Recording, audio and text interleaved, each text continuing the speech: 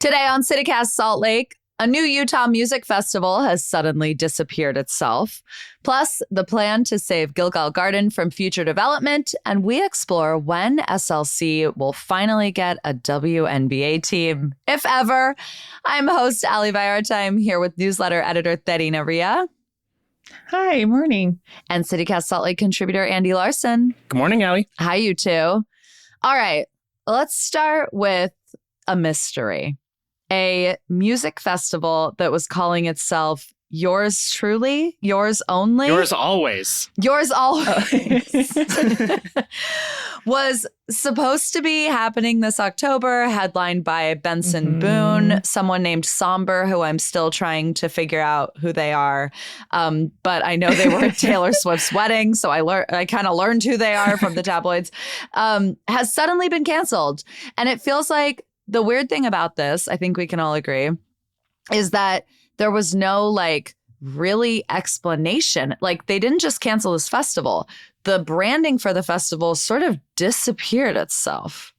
Right. They took down their social media. They immediately took down their website. And I feel like they didn't really communicate very well with the people who purchased tickets. They just kind of refunded everyone and was and disappeared off the face of the earth. And even for the people who are performing there, the KSL article from Carter Williams Who Rules, Joshua Bassett, one of the artists, said, no reason was given for the cancellation apart from quote unquote unforeseen circumstances.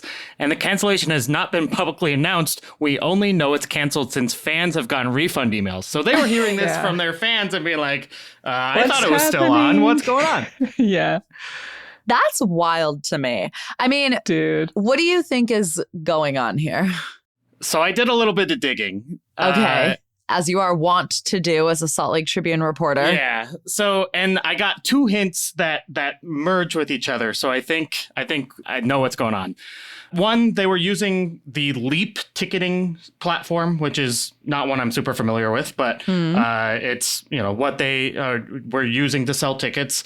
And the administrator for their kind of sales page, if you will, goes to a Kevin plus YAF at redwestslc.com email address. Okay. So all of a sudden, West. first of all, I'm like, Red West, this is another music festival, the country music festival that happens at the Utah State Fair Park.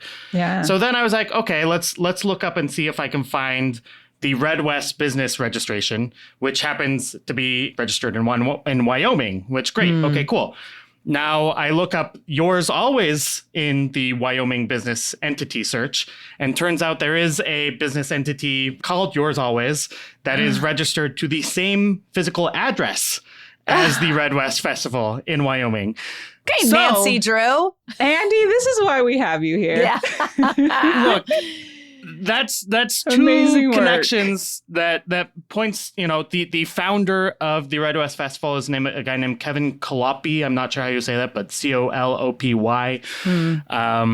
And so if he's got an email address that he's selling these tickets through and they have the same registration address in Wyoming, I think this was a Red West festival affiliated thing in some way. So it's kind of discouraging that one of the biggest music festivals in Red West is, I think, successful, is affiliated with this one that is just gone up kind of in the night. Yeah. Mm-hmm. How much are tickets to Red West? Do you know? Are they as much as this festival was? They are, I know, expensive, but I mean, expensive is relative, but let's see what happens if I hit the buy tickets now page. Hopefully, that still hopefully works. Red West Your is still computer up. implodes. Yeah. For a general admission ticket for Red West, it is $286. Okay, so That's comparable. It's a lot. Yeah. But I think what's interesting about this to me, so there is another similarity, I would say, between this festival and Red West, which is that the way they announced it is just absolutely coming and swinging with a headliner. I remember when Red West first came to exist a couple years ago. And was it the year that the headliner was Casey Musgraves or something, the biggest star in country music in a while, they came in and just announced this like incredible lineup. And that was how they kind of planted a flag. And it worked for them. And I think the thing about this Yours Always, is that it? Yours Always festival that I'm a mom being like the Batman. The Yours Always festival is that they did the same thing, like somber, huge name. Benson Boone in Utah. Are you kidding? Huge name. This is someone who sold out the Delta Center multiple days. And so also trying to plant the flag. What appears to have happened, this again is sort of speculation because we haven't heard from the organizers and we haven't even heard from the Fair Park on this, is that it didn't work this time. Like, for whatever reason, it didn't work. And the only thing that I can see that's like really different from what other festivals are doing where it's absolutely working is the target audience. Like Red West skews a little bit older. Country music is sort of an all ages experience. You look at like the Kilby Block Party, they do such a good job bringing in that like Gen X money by booking like Pavement and like these kind of iconic like 90s and aughts bands. And Benson Boone and Somber, those are two people that my friends in their 40s are not traveling to see them. I didn't know who they were. And we're only in our 30s. I think shows my age. We're still broke. We're a millennial. Yeah. Well, and like, but you can't, cancel your festival without telling the artist because you're not selling enough tickets. Like that's a skeevy move in my mind. If you want to cancel your show, right? Like do the announcement and people are going to be hurt. And, people who, especially those who traveled to the festival are going to be really kind of upset with you. But you need to be, if you're in the music business, you need to have the guts to do that rather than just pulling out and not telling one and deleting all evidence from the internet. Like that's the lack of communication was really weird. I do feel like, if they weren't gonna deliver a festival that they promised, I kind of feel like it's okay to cancel, as somebody who didn't pay for accommodation or flights, in anticipation for this festival. Because, we don't want like a local fire festival happening here, we don't want a disaster of a music festival, and then people would be even more pissed. So yeah, I mean, I think the communication thing is fair. I also think this is an industry with razor thin margins. This is not a good time to be asking people for a large sum of money. It's a time of economic difficulty. And I think that there is it is the legendary thing to do in the music industry. If I mean, again, this is speculation, but if your tickets aren't selling, for example, to find another reason to cancel your tour. Like, and to be sure, I don't know that like this has anything to do with the artist. I think Benson Boone could still sell out the Delta Center probably tomorrow. He sold it out 3 times last year. Right. Now, again, things move fast in this day and age. Could he sell it out 3 times this year? I don't know. I do not have my finger on the pulse of like this music genre. I really, really don't.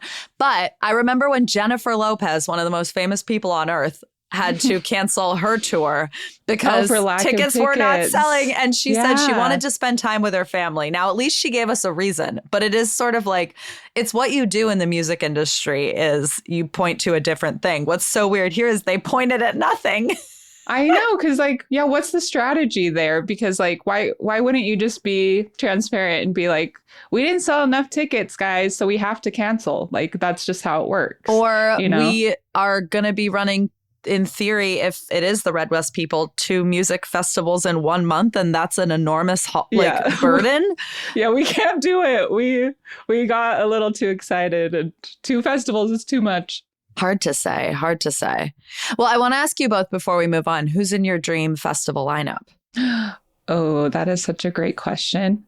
I essentially want like Lilith Fair, but in Salt Lake, which we kind of already have that with Mind the Gap Festival, which is kind of like the same premise. It's like female artists, female-led bands, but I want like huge power ballad headliners. I want like Celine Dion and like Beyonce. Beyonce hasn't been here since 2001, okay? That would rule. Ooh, yeah, that's good. Yeah. Well, and we are getting Lilith Fair-esque festival in California, right? That's the Olivia Rodrigo Daisy Chain. Yeah, that's true. So not too far. What about you, Andy? Who's in your dream lineup? Yeah, I mean, I'm like a mid 2010s like EDM / indie pop person. So I don't know. I'm MGMT. Yes, I'm doing MGMT. Exactly. MGMT fun? is exactly. I want fun. I want passion pit. I want I want actually, and frankly, like Ogden Twilight does a good job of getting a lot of these people, That's right? true. Like I went to Totally. the Of Monsters of Men concert last week, and it was awesome. And it's exactly this demo. So I love it. mid-30s millennial man music is my jam. That's go to Redview. Hercules and Love Affair. Yeah, I'm Yes. getting Yeah. it. I'm getting it. I'm with it. What I'm about with it. you, Allie? What is your dream music festival? It kind of is Red West, honestly. And like I didn't go. I haven't been because I actually don't really like music festivals. I just think music kind of sounds best in my AirPods, like dancing in my living room by myself at this age. Surrounded by thousands of people. There was a time when you could find me at like Ultra Music Festival in Miami, trust. Mhm. But it's like Sheryl Crow. You know what I mean? Like I'm sort of with you on the Lilith Fair vibe. Like I like country. I think country is like some of the most fun music to see live. But I also want there to be some, like I don't, not just the Morgan Wallen vein. I want like Sheryl Crow, like some of that Brandy more. Carlisle. Yeah, a little That'd like be great. Yeah, exactly. Well, good luck to Benson Boone and Somber in their careers. I know. I'm sure this is a huge hit for them. Yeah.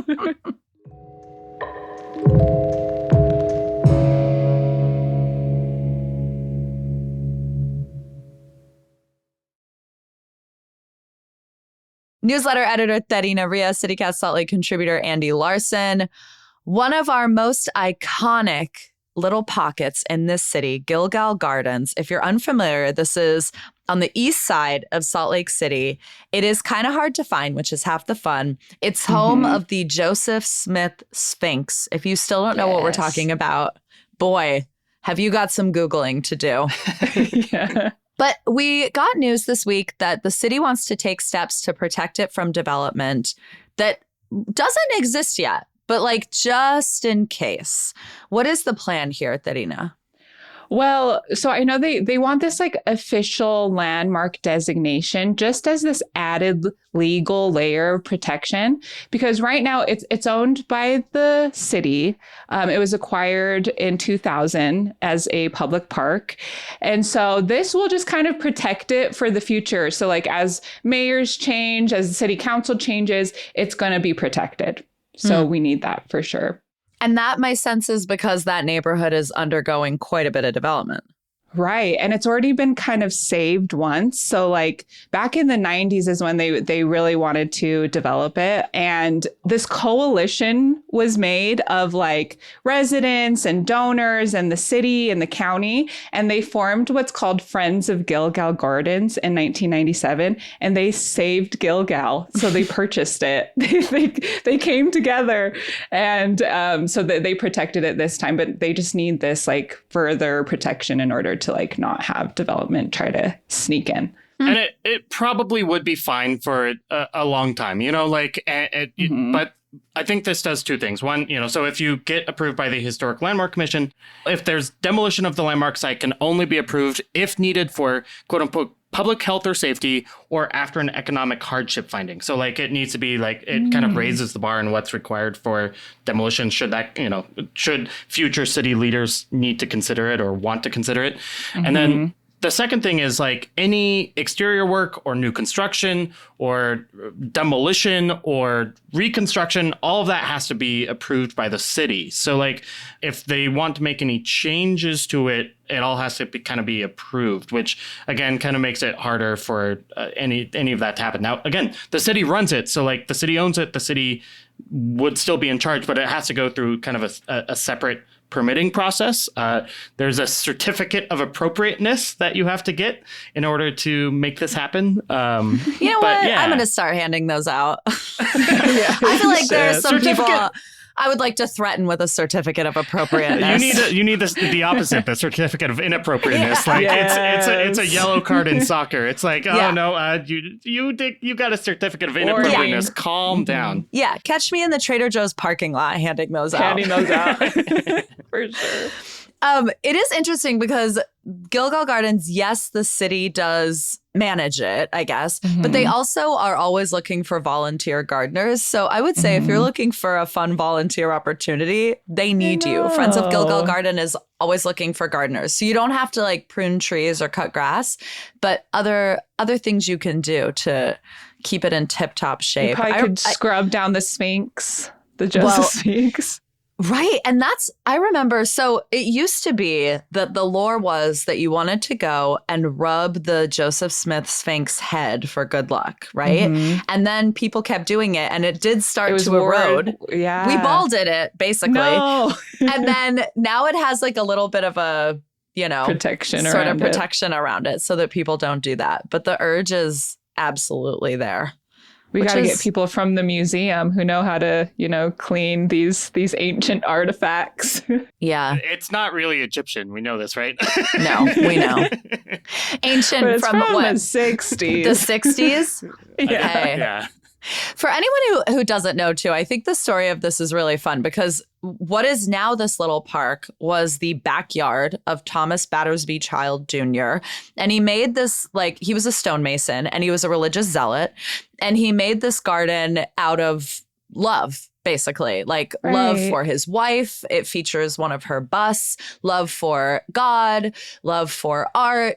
And so when you're in the park, you are in their former backyard of their home, which is pretty cool. And part of the reason that finding it is half the fun because it's kind of tucked away.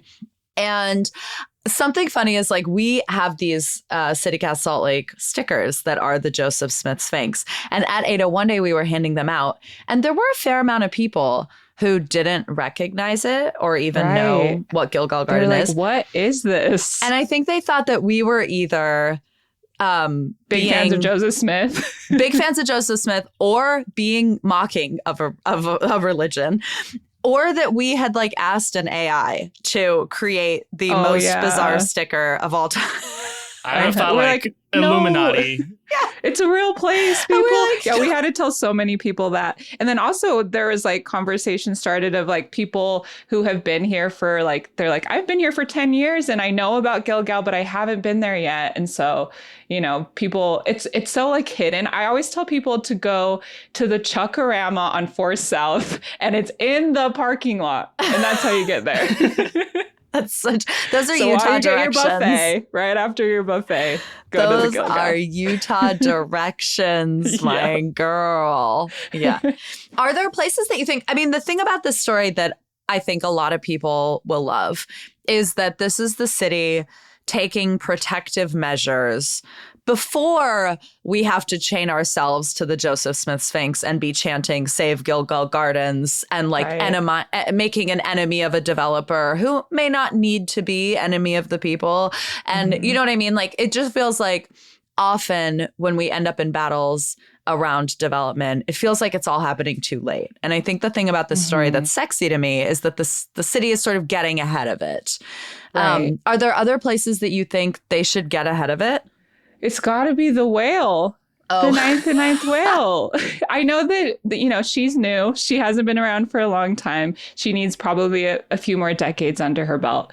But she's so beloved. People were freaking out that they were just changing the mural. So imagine if they were talking about tearing it down. Yeah. Yeah, I go the other way sometimes, and I think sometimes we historic landmark too many things. With all love to the Harvard Yale, yeah, exactly. The Harvard Yale streets, y'all are gonna be fine. Calm down. But that being said, do I want Millie's Burgers protected for forever? Yes, I do. So, now is that is and it has to stay exactly the same? You have to keep the original recipes. Yeah, exactly. You can't change anything about it. Yeah, get price control, rent control on the Millie's Burgers menu. I don't know, but in general, I'm a little bit skeptical of landmark naming, and I think this is one that makes sense to me, but just it needs to be used cautiously. Yeah, I think that's fair. And I think that often what happens too when it comes to historic preservation is that the communities that are able to implement these requests or some might use the word weaponize this status to avoid any development in their community, are the ones that tend to have people with the most free time, which means the most money, right? And so it's like, you know, you tend to see more of these landmarks on the east side of Salt Lake City. Not because the east side has more landmarks, you know what I mean? One that comes to mind for me is the Huda. You know, the Huda in the Granary on the train District? track. Because it is like, its placement is sort of feels unofficial, right? Like the Huda is this super, super cool, giant, I think it's wood sculpture. It's this man sort of sitting on the train tracks, long beard, got one arm resting on his knee. And because the placement of it feels kind of unofficial, because it's like on the track, the development is absolutely explosive in the Granary. And I do think people will rally to save Huda no matter what. Right. But it's possible there will come a day when it will have to, you know, be moved again for whatever reason.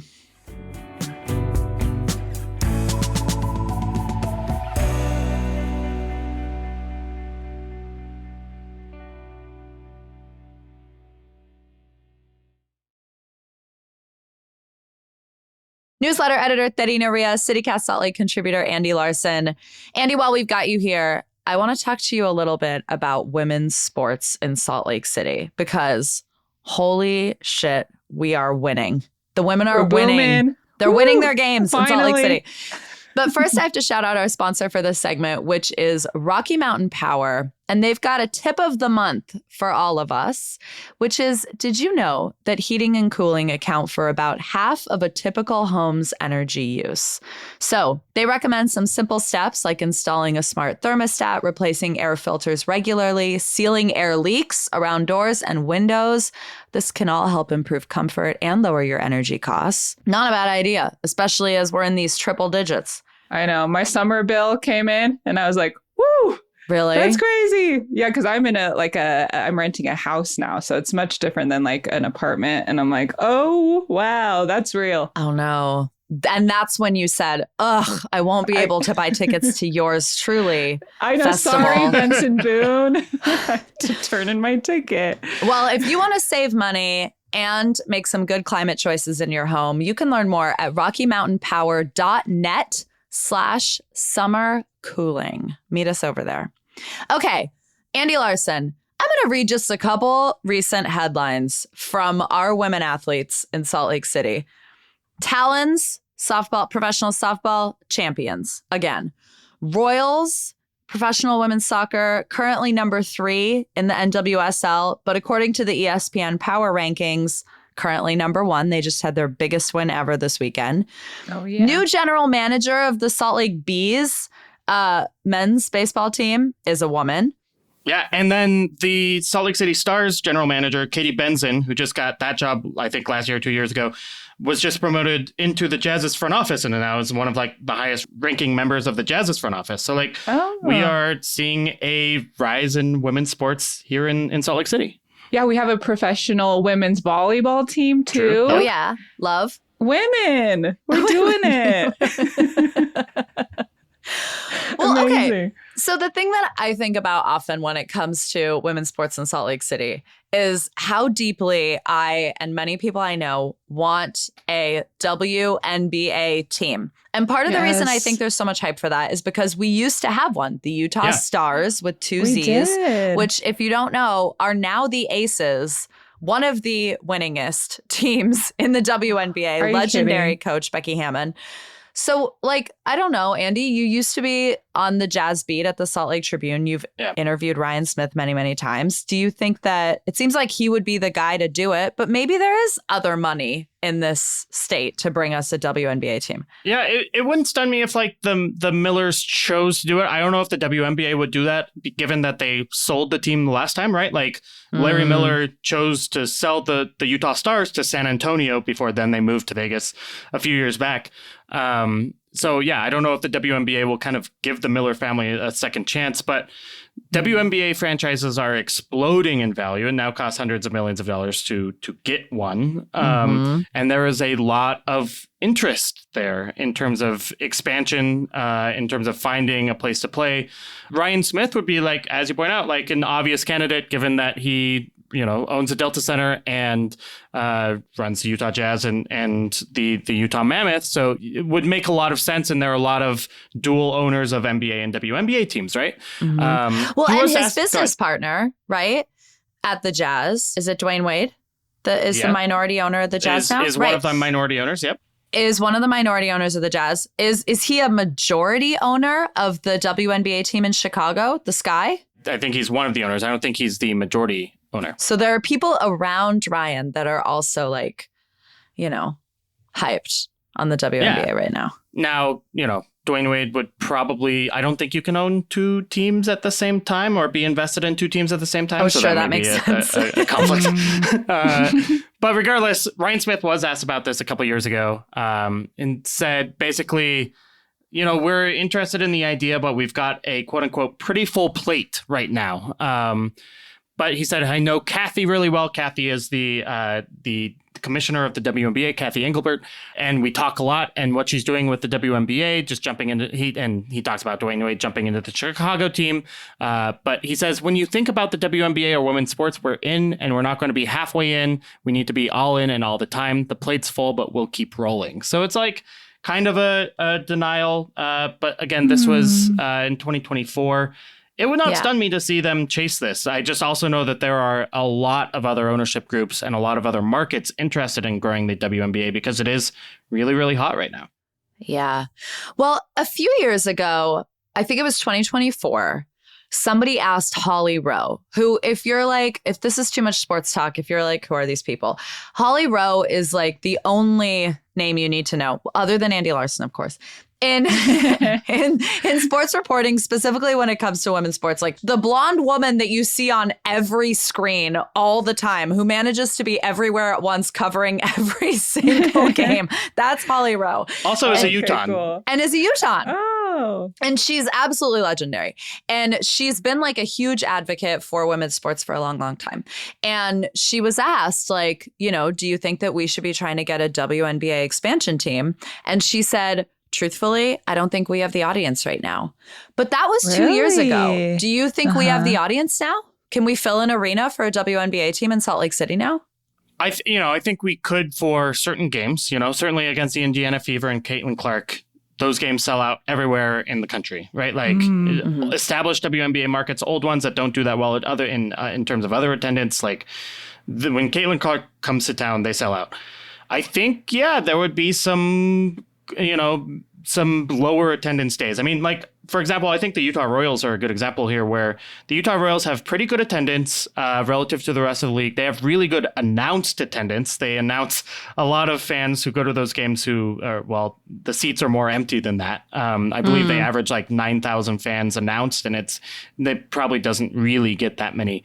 But it's, that doesn't compare to like the Portland Thorns, which get, in the 15 to 20,000 range. So this is not, I don't think, like the biggest women's sports market that maybe the WNBA could consider. And there's still the fact that Salt Lake City is around 30th in the nationwide, media market rankings. So that's something to consider as well, right? Like there just are bigger cities without a WNBA team. But if ownership were to get behind it and put the money towards it, like the infrastructure here makes sense for them to do that if they would want to choose Salt Lake.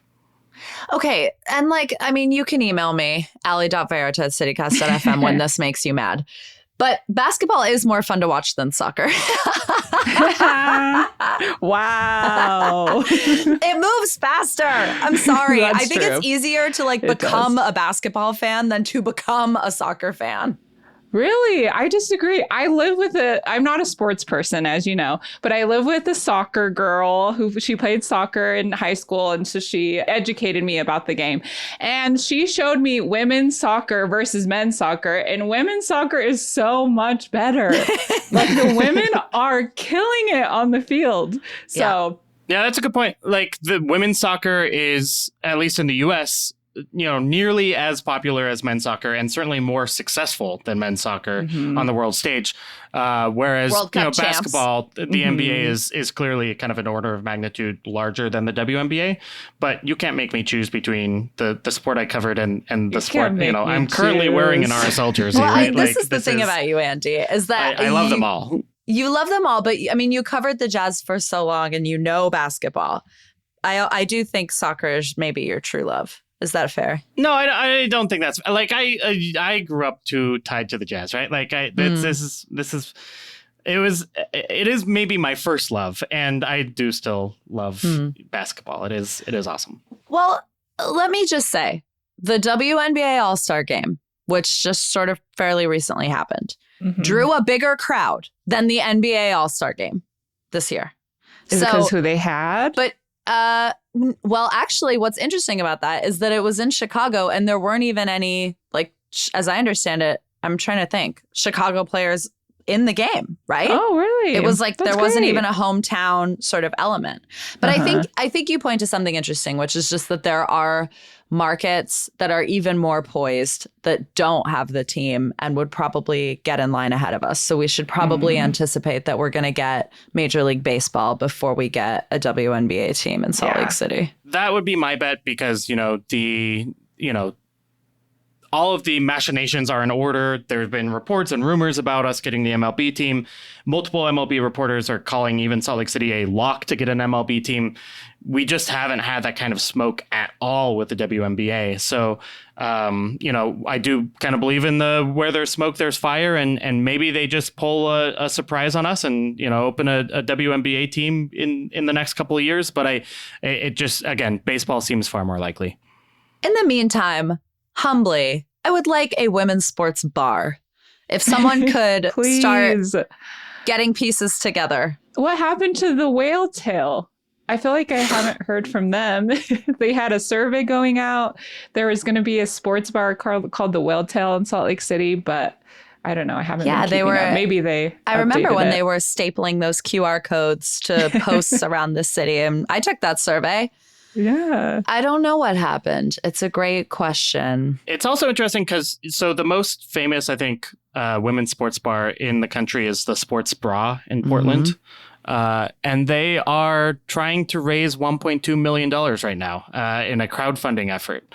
And to expand? To expand and let's see, I do not remember what this was. They did an expansion effort, I remember, because I've been to the Sports Bra and they have a map kind of near the bathrooms with like all the places that they are expanding to. And actually something fun about the Sports Bra in Portland, if you go in the bathroom, the one to the right, inside that bathroom, what is donning the walls is Salt Lake City Stars professional women's basketball team photo lineup. So that's fun.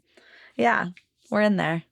Maybe that's what the Whale Tail's waiting for, the funds to come in. Their last post was in October 2025, so maybe they're waiting on funds. Oh, it's a tough business being in a bar biz in Salt Lake City, that's for sure. All right, you two, we've solved some real problems here today. Newsletter editor Terina Ria, CityCast Salt Lake contributor Andy Larsen. Fun to spend this time with you both. You too. Yeah, it was great. Thanks again for having me. You bet. Don't forget, listener, you can support this show and get great perks like ad-free listening by becoming a CityCast Salt Lake neighbor. And right now, during our Closet Clean Out membership campaign, you can choose between a mug, an official Oxford pennant, and a gorgeous tote, all designed by us just for you. So join today and get an extra perk. Membership.citycast.fm. It is the #1 way to make sure that our show and our newsletter are around every single weekday morning. That is all for us today. We'll be back tomorrow morning with more from around town. Take care.